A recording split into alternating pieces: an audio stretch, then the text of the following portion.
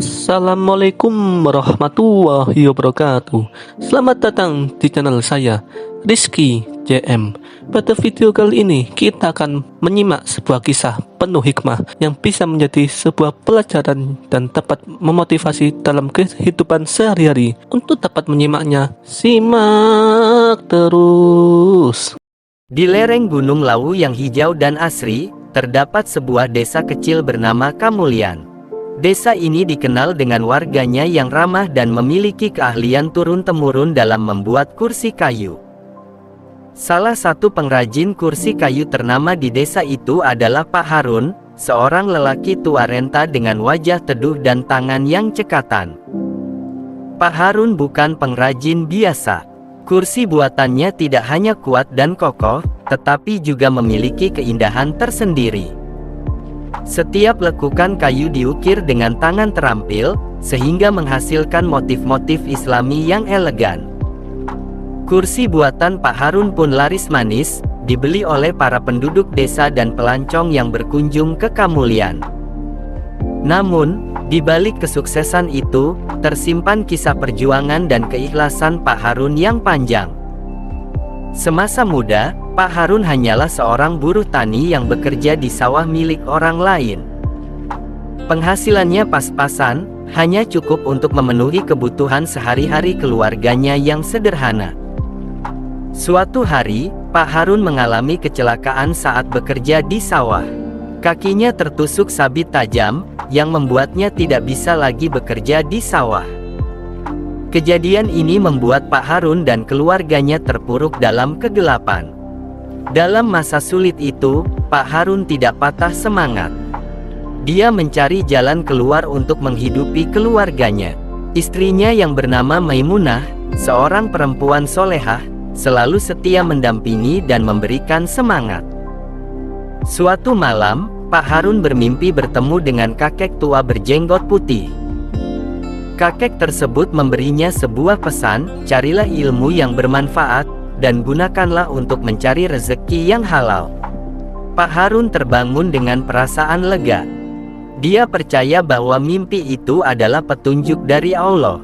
Setelah berdiskusi dengan Maimunah, Pak Harun memutuskan untuk belajar membuat kursi kayu kepada Pak Salim, seorang pengrajin kursi kayu senior di desa Kamulyan. Pak Salim menerima Pak Harun dengan hangat dan ikhlas. Ia mengajari Pak Harun semua ilmu tentang pembuatan kursi kayu, mulai dari pemilihan kayu yang tepat hingga teknik mengukir motif Islami. Pak Harun belajar dengan sungguh-sungguh, dan perlahan-lahan ia menguasai keahlian tersebut. Setelah beberapa bulan belajar, Pak Harun mulai membuat kursi kayunya sendiri. Ia bekerja di rumahnya yang sederhana, dibantu oleh Maimunah dan anak-anaknya.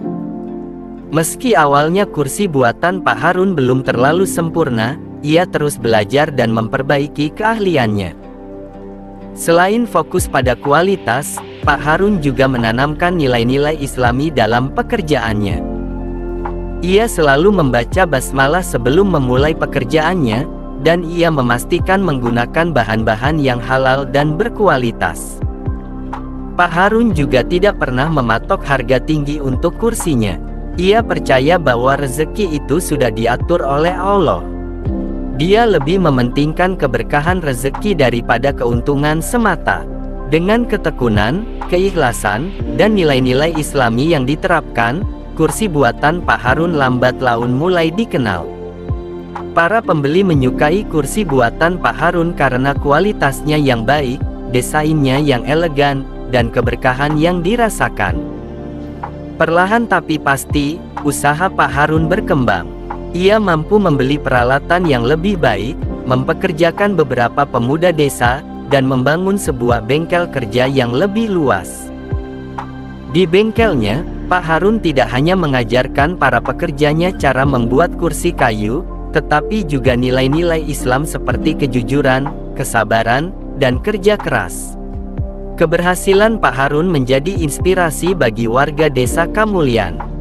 Banyak pemuda desa yang tertarik untuk belajar membuat kursi kayu kepada Pak Harun.